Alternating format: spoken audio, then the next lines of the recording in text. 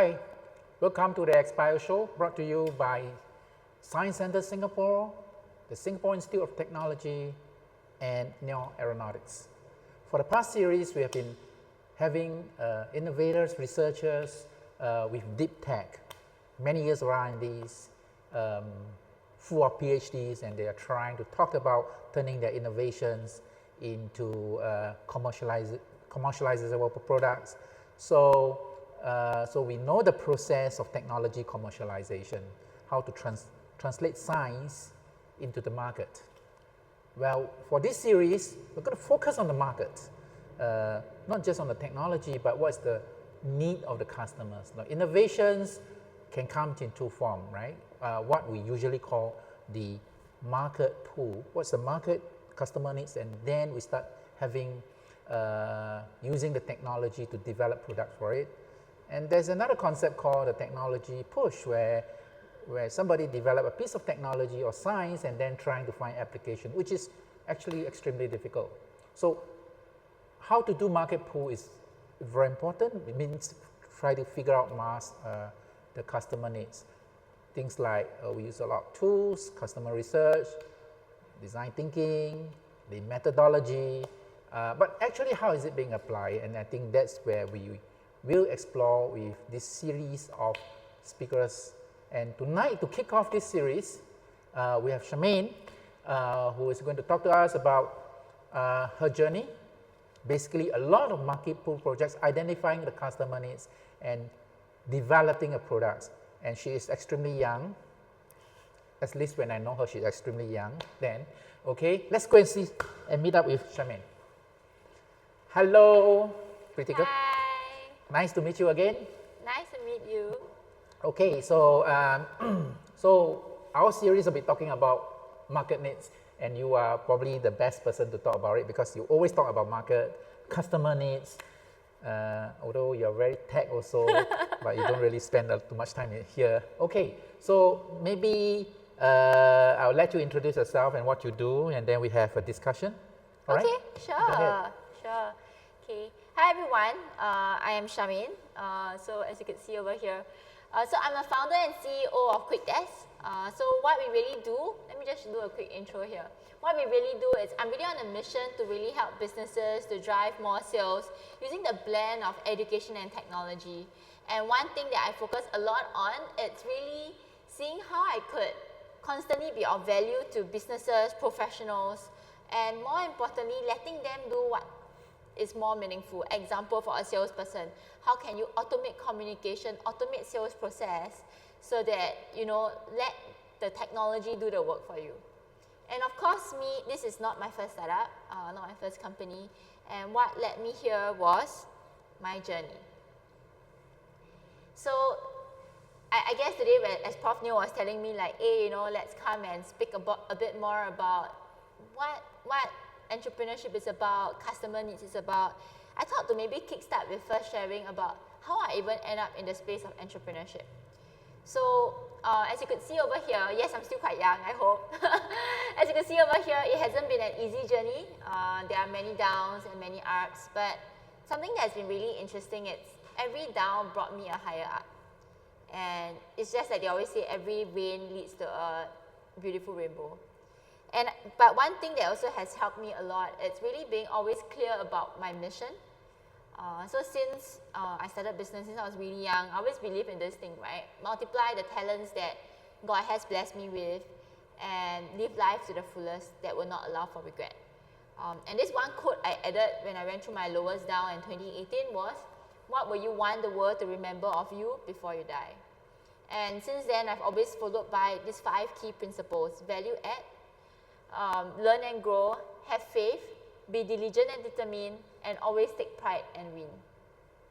So entrepreneurship, a lot of people ask me, is it a nurture or nature thing? And my answer would be, I think it's potentially a nurture plus nature, but maybe more calling and DNA.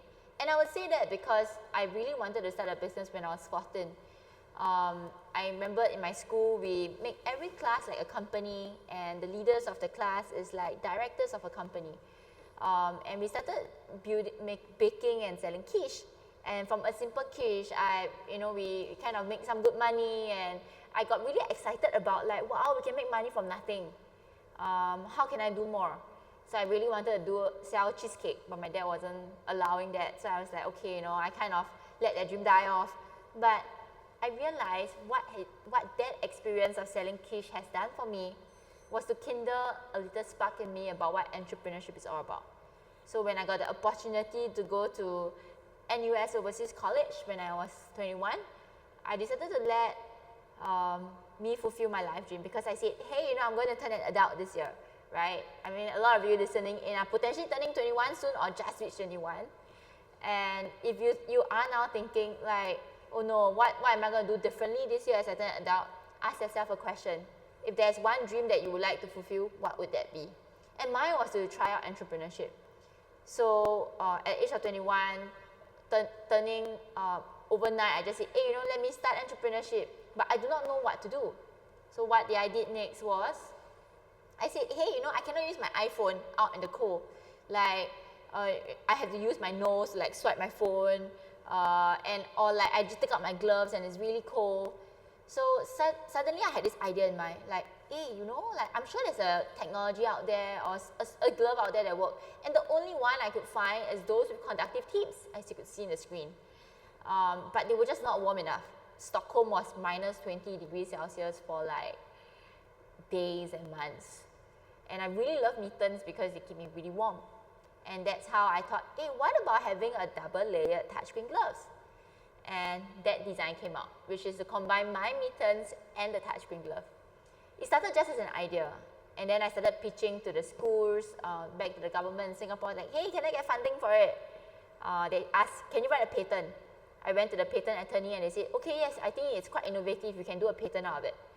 So from nothing, just a problem that I had, not using my iPhone, I wrote a patent, I got funding, and from just being a business plan challenge, it became a real business. So we went from just a design to having different prototypes being done. I still remember living back in Sweden then as I kickstarted this, and forming a team that is based out from different countries. As you can see on the picture here, I had my team from Shanghai, I had my team from, my junior from Sweden, my secondary school classmates, all coming in to really make this little design a reality. And it's been a really interesting journey, and I shortlisted these photos because each of them had a very special meaning. So the one on the left, he was an entrepreneur from Sweden. He flew to Singapore, and he asked me a question. I was like, hey, Charmain, what are you doing? I said, I'm making these gloves and I'm going to sell it soon. He said, this is my $100, take it. I said, why do you give me money? My product is not done. He said, I believe in you. This is my vote of confidence for you. And a lot of time, entrepreneurship is tough. You really do not know if this is whatever you thought about will become a reality. That little $100, which is my first customer, make a whole deal of like, hey, you have to keep going on. And the picture on the center was me presenting at Demo Asia. So NUS said, hey, Charmain, we need some people to come and pitch. Are you available? I said, okay, I'm happy to help and see what comes along. And following the flow, I pitched in Demo Asia, and I did the craziest thing, wearing winter suit, winter gloves to pitch in hot, sunny Singapore. But never did I know that day was the life-changing event, but I got my first investment. And then after that, flew back to Sweden and get all the manufacturing done. So that was my kickstarting journey. And after kickstarting it, we started scaling overseas. Because for very apparent reason, you can't sell gloves in Singapore. You can to people who are traveling, but the market is so small. So we started selling back to Sweden, Norway, US, Japan, Mongolia, New Zealand, Australia. It was a really exciting journey.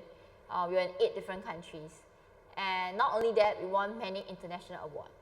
So many of us think that, hey, we won Red Dot Design Award, World Invention Award, we are listed on many of the media features. It should be time we hit a jackpot, right? But let me share with you the reality. So we were sold globally, but we realized that the sales numbers are not substantial. I started in school. I do not know what sales is all about. Nobody teach me sales. I only know how to door knock and be very thick-skinned and pick up the phone and call. And within one season, one winter later, competitors caught up. And we realized that we then had to pivot. So during that whole journey, I asked a big question. Now I know how to pivot, what's next? So as I reflected back on my own journey, I asked what is one thing that I could have done differently, and what is one challenge I see a lot of startups facing. It was actually the lack of sales.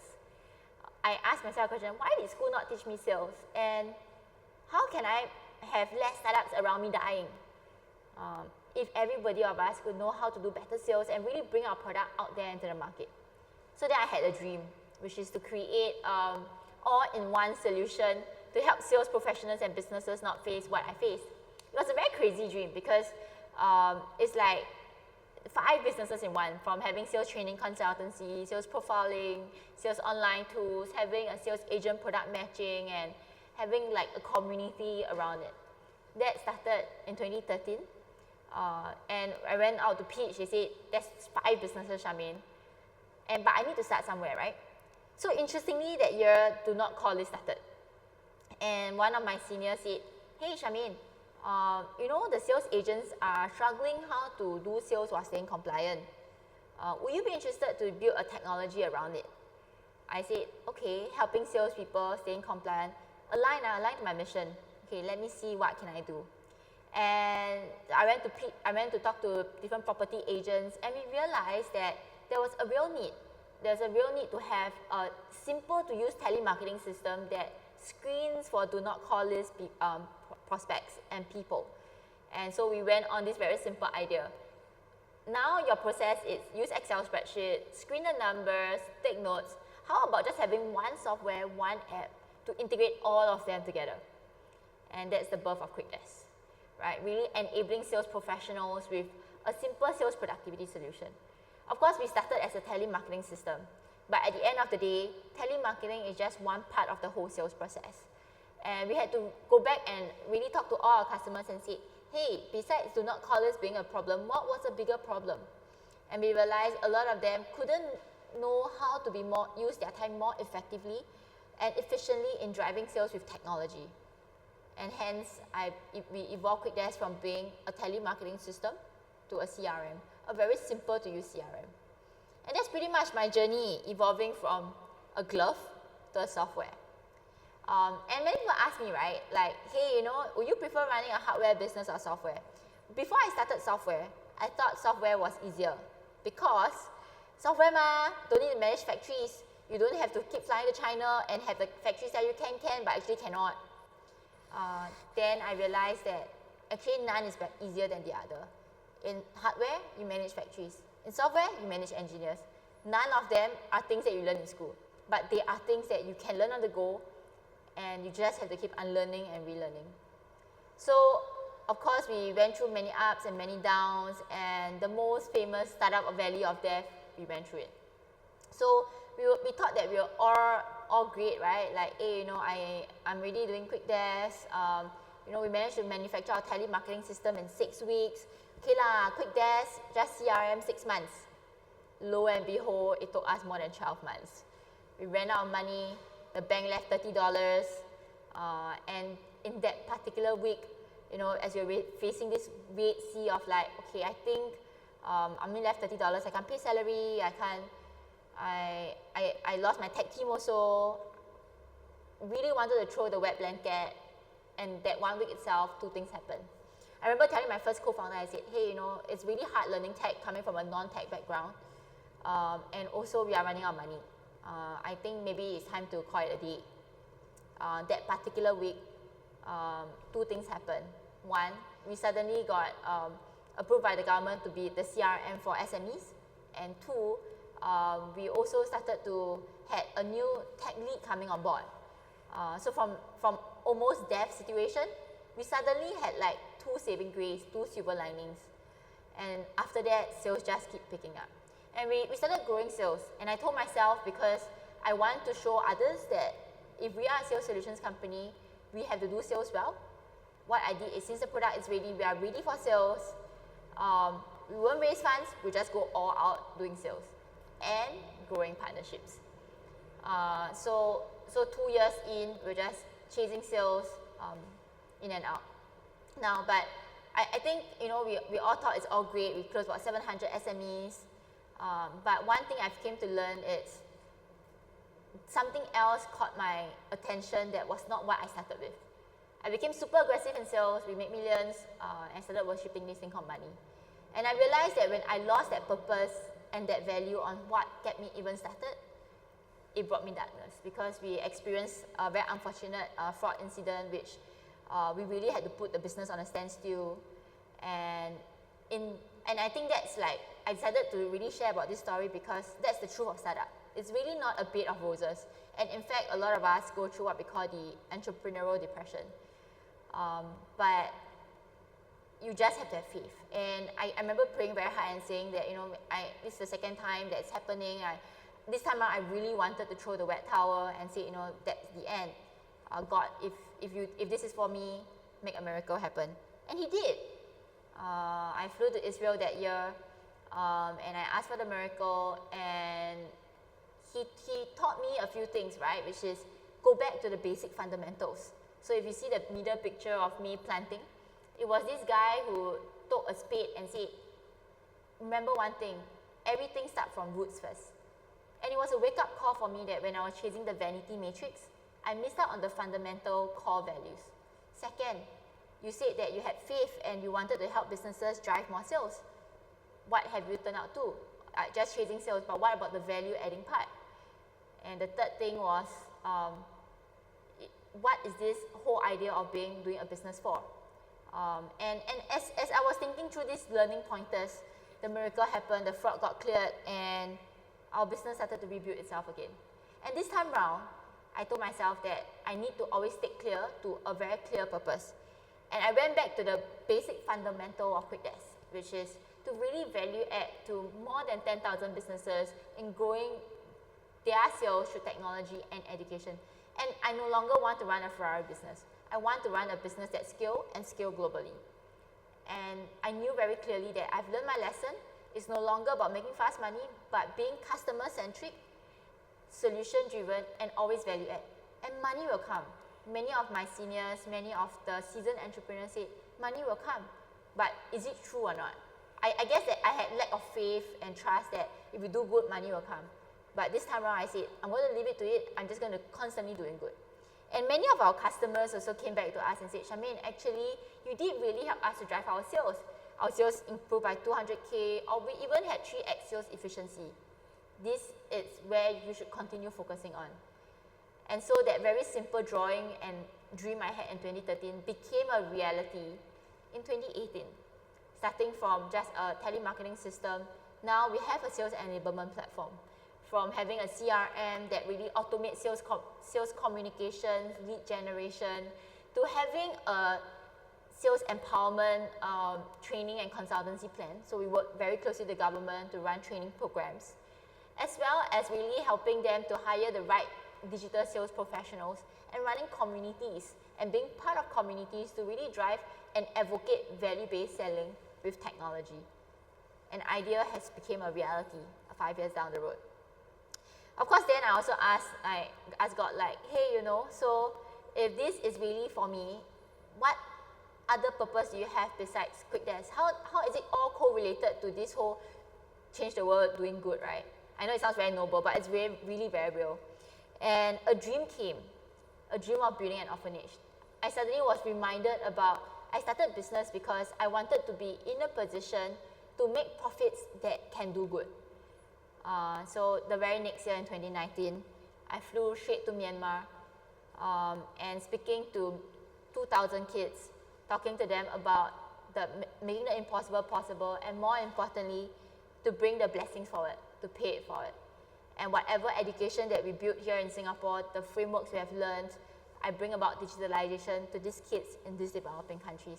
And COVID have definitely expedited it. We started in Myanmar 2019 in digital education. Now we are in Penang, we are moving to India, Indonesia, all within this COVID season when we are all in lockdown. And I guess being able to multiply value brought me true joy. It's no longer happiness like the vanity matrix. And of course, I rebuilt my team.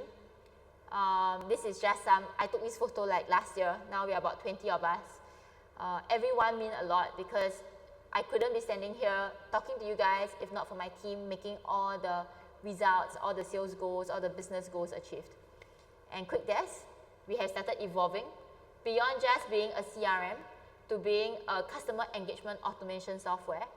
And we are going to embed AI next to really let technology work for you, help you better prospect, better nurture leads so you can close better sales. With these 3 goals, to integrate communications into one platform, having a centralized database to manage leads generated from different sources, and an automation engine to do the work that you can cut away and for you to spend more meaningful conversations with your prospects. So all in all, this past 10 years has been an amazing, tough, but super amazing journey. I always ask myself, if I were to turn back time, would I have not started it? And the answer is, I would still have done the same, maybe be a bit wiser next time. But if there's one key thing that I would like to bring to all of you today who are still studying, it's if you have an idea and you really know the why and the problem you want to solve, have faith, because it's possible to do the impossible. So thank you. This is my little entrepreneurship 10 years life story sharing that I could bring to all of you today. Okay, very good. Thank you very much. Maybe I'll start with one word that I don't understand. Yes. What is impossible? How to pronounce it? Impossible. Okay, what does it mean? It means making the impossible possible. Okay, okay, all right. So maybe we can discuss about your overall journey. Very exciting, and we start seeing from idea all the way to fruition and the in between, right? So there are 2 major ideas that it came about, right? One is personal, which is the glove idea, and that was supremely young at the point in time. And yeah, so we have this concept called design thinking. So did you learn design thinking? Of course. And so what is empathy to you? I mean, actually, how do you implement in the real world? What is empathy to me? Yeah. Wow, that's a very interesting question. I think empathy is really about understanding the person's feelings and thought processes by first standing in their shoes, and seeking to understand their perspective. Mm-hmm. Yeah, so interesting. In school, we always say design thinking, go in and practice empathy. So we use the empathy map, we use the 5-step process, observation. Does it really work in the real world? Did you apply it? Yeah, I think it's something very interesting, right? So when I started QuickDesk, we built it from like a very engineering mindset. It's all process driven. And when I rebuilt my business, so pretty much QuickDesk, if you think about it, is a sales machine, right? Then something that came out to me was, how do you build a sales machine with a heart? So if empathy map, if you take it in a very logical and objective sense, which is like a very step-by-step, what's the user requirement, does it really work? Yeah, to some extent, but it will not really fly. Because then the question is, are we able to dig deeper into the motivations of why that could even be a problem statement? And that could only come when you bring the emotions into the play of your questioning. So I guess the person first need to have the heart to really know what's the real pain point and the heart to really help them solve the problem.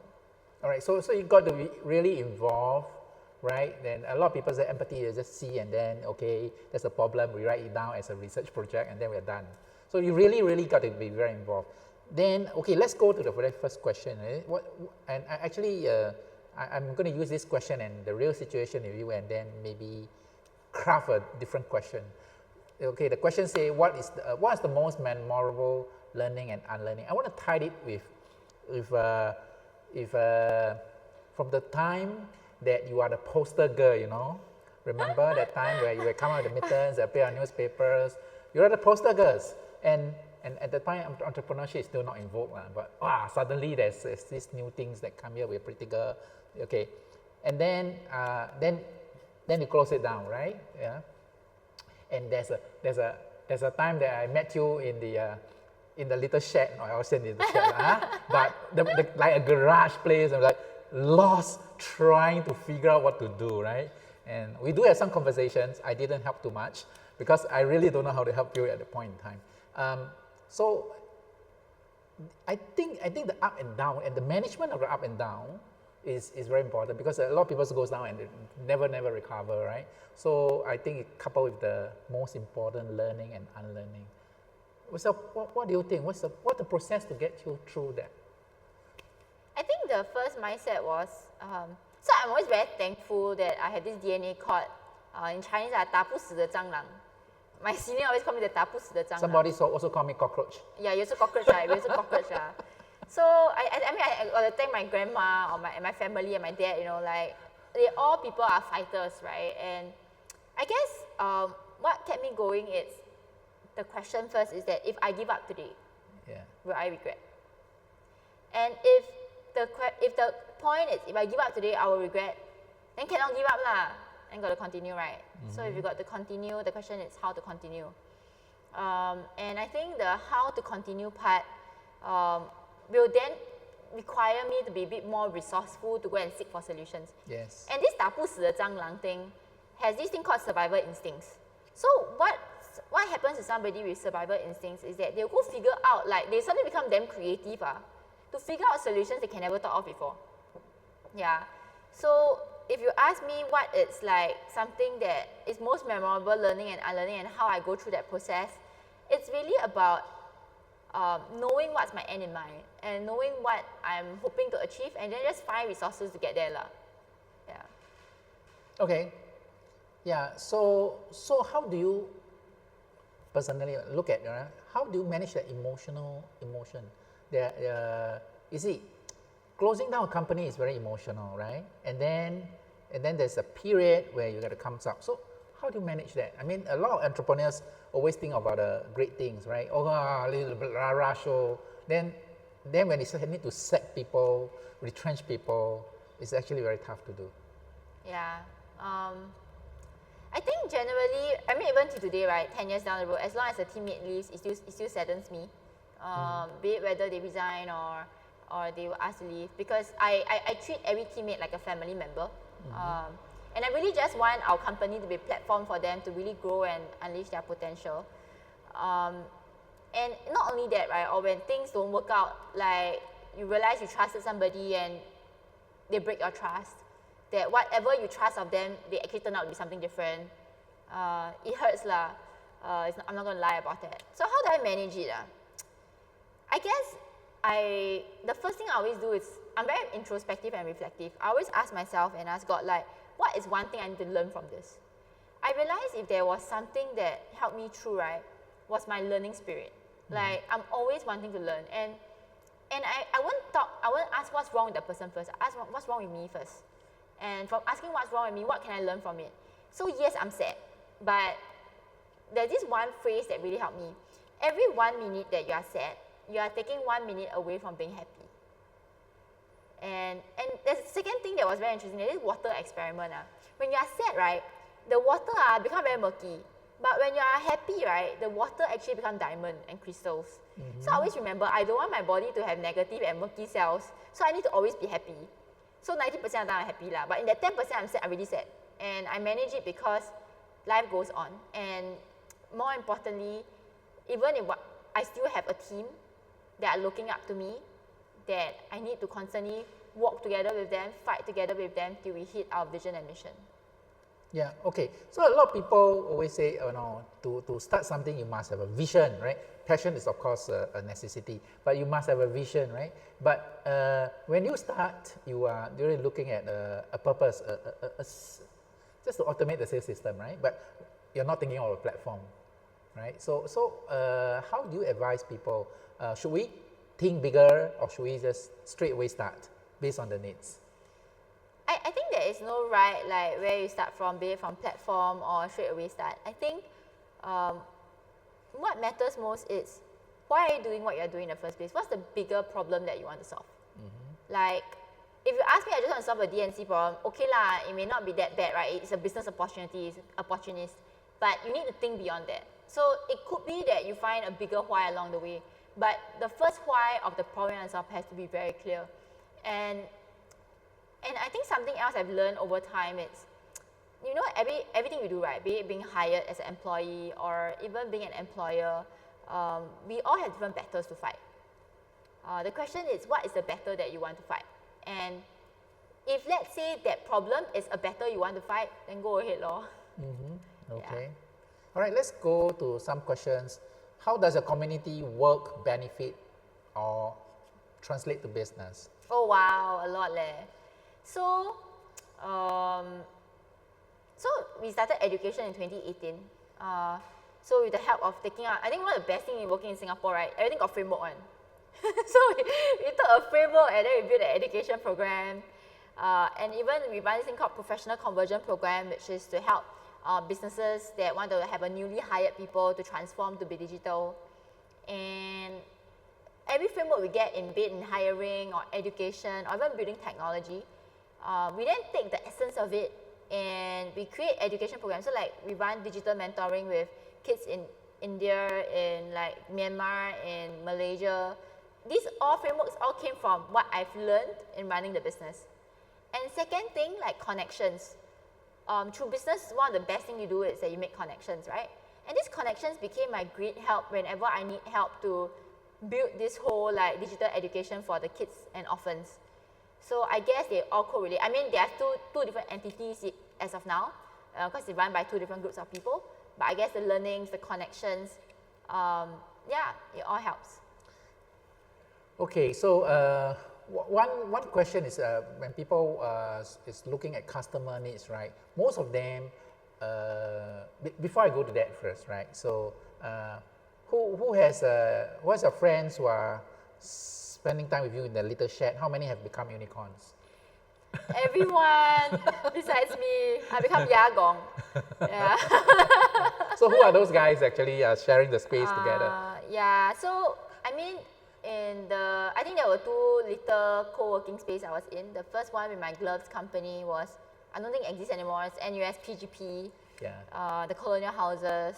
I still remember sleeping there and sleeping the lizards, you know. Yeah, so some of the key unicorns, I mean not really unicorns, but they are great companies there. Zopim started out from there. Right. You have the likes of Pigeonhole started out from there. Vidsi started from there. Yeah. And then of course, when I went to software, I moved to Block 71. And sharing the space with me, we had the likes of Carousel, 99.co, Lomotif, who became really unicorns.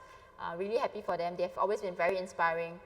I think one of the things that I will never forget is that we all work till 12 a.m. and then by 12 a.m. it's like the office got still people, there's still people there, you know, we are still all like working hard to make the dream come true. Yeah, I think that kind of experience is something I'll never forget. Yeah, sure. Okay, so let's move on to this question, right? A lot of people think that, you know, I have a great idea and then I will like, okay, do something about it, and most of them are B2C, right? And you are in B2B, right? Which is a much tougher job because you're selling to companies and enterprise. It's not like, okay, I have a platform, software, and then I just promote marketing, right? So what do you see are the difference? Actually, you did a B2C and then you do B2B, yeah. So I chose B2B because when I did gloves, I did end-to-end lah. So I manufacture my own materials, I manufacture the gloves, I do distribution, I do sales agency model, and then I also do like e-commerce myself, drop shipping, you name it, I did it lah. And I realized what I really enjoy is B2B. Because you sell in volume, like if you sell one glove, right, $20. But if you sell B2B, you sell to one distributor, maybe like 100, 200, 1,000 gloves, right? So the time spent versus the output, I kind of prefer that more, the volume kind of sales. And I guess something that is interesting about B2B is that it really intrigues me to see how different businesses work. I think I really love my space because like we get to talk to businesses to see how they run their sales, how they run their marketing, what's their business model. And no 2 days are the same. So that learning of like this new knowledge part is exciting. And also the second thing that excites me is how do you influence the different stakeholders within an organization?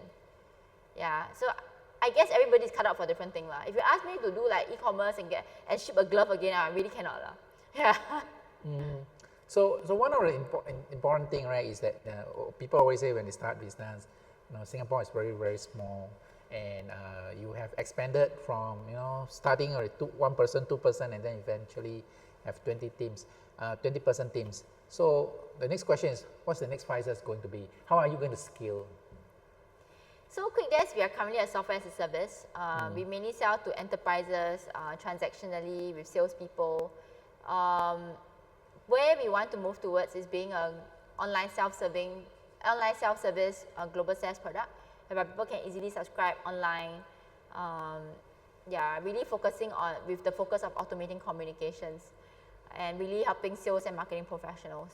So where in the next 5 years, making that product a reality and scaling globally. Okay. So when you say scaling globally, there must be a strategy, right? Rather than say, okay, I'm very worried when people say, I'm going to go regional. And I was like, which country, which market? You cannot say, you want to go Brunei? You got to be very specific, right? So this year so now we are in Singapore, Malaysia, Indonesia.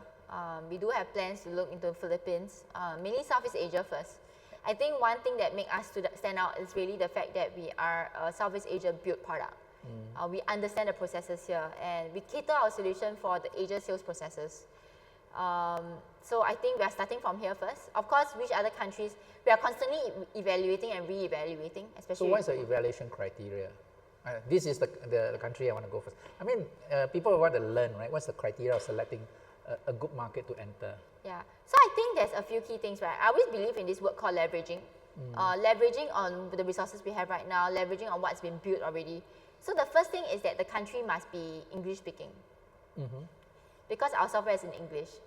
To change it to like Chinese or like another language, right, it's going to take like a whole duplicate set of resources. That's one. The second thing that it's significant for me, it's whether the market size is big enough. What is the way of market entry? So like with Indonesia, we're very thankful we brought in a colleague that could really help us. He's an Indonesian, came to Singapore. He could really help us to penetrate the market. We went to Malaysia, we managed to build connections there, and because it's really near, it was easy. Some other countries, and also the second thing about readiness, like we are software, right? It means that, like example, if you ask me to sell in Myanmar, it's going to be very hard. Myanmar didn't start with laptop, they start straight away with mobile phones. But we are talking about CRMs here. So the other few countries that we are looking at, like Australia, New Zealand, whereby SaaS is like, they are very used to it. So I think familiarity and relevancy is important. So language, familiarity, relevancy, market size, and there must be access to market. Okay, so let's come back to the internal operation. One good question is, what were the challenges that to recruit first, and then to retain them, and then keep them happy? Wow, this challenge, every day thinking about it. I guess in the different parts of the journey, I think one thing about recruitment is always being clear about your vision, your value. And I'm always very upfront, right? My culture is open, we are growth driven, we are very fixed about wanting to achieve our goals, And I guess being upfront about our objective, and I don't think everybody's the right fit. So if you are right fit, you'll be attracted, If you're not right fit, then it's okay lah. Yeah. I guess the second thing, it's about keeping everyone happy, retention. I hope I manage to keep everyone on my team happy. I do my best. We hire people who love to learn. Like for me, learning makes me happy. Love to grow, growing makes me happy. And if learning and growing together as a team makes you happy, you are naturally happy. Yeah, but of course, we also run a number of like fun events like COVID, and we have virtual games. When no COVID, we do like meetups like for dinners and all. And always checking in with everyone to make sure that whatever that they are doing is something that they don't really struggle too much with, and they are constantly learning. Yeah, but it's still a science lah. Like I'm really honestly still learning. If anybody have great tips, let me know. Okay, great. There's a question on the spot. How has COVID changed the way you serve your customer? Is COVID a good thing or a bad thing for you? For the business? For the business. COVID is bad for everybody, right? I think COVID kind of really, I think there were a lot of people who were like, yeah, I want to digitalize, right? But there's a big resistance to change lah. COVID really forced everybody to digitalize, and I think it worked out well for us in the sense that in the past, since like many years ago, we always want to do Zoom demos. But people would think like you do Zoom demo is like not sincere. When COVID hit, right, lockdown, right, we have no choice. Zoom demo is the only way. Yeah, so we have meetings all in Zoom. We became more productive. We can do 8 meetings now instead of 4 meetings per day. I can stop traveling.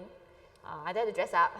But anyway, generally we managed to serve the customers well in the sense that we could do Zoom demos, we could record the course, send them the links, and now I have a remote team. So like I have my team in Singapore, Malaysia, and even when my clients are being served by people in Malaysia, they are fine. Because at the end of the day, it's really about how are we really value adding to the customer. So the way that changed, everything went online. Okay, so next question, very interesting. What will be your top advice, right? For someone who want to try, I'm not sure you want to try entrepreneurship, but okay, the question say, we want to try entrepreneurship by having second thoughts. This is a iffy stuff. So what do you think? Or best, I think the better way to phrase this is, what would be your advice for people who want to be entrepreneur? Oh yeah, okay.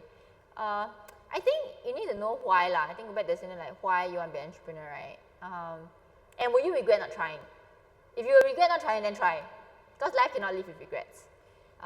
But if you think that you will regret trying, then better don't try. Yeah. So I guess I think if you are a student, it's the best time to try because your opportunity costs are the lowest. Just try anything, it's the best time. You fail also no problem. I'm still a student, yeah. But if you're having second thoughts, then you really got to ask what led to the second thoughts. Like, what are the things that are holding you back?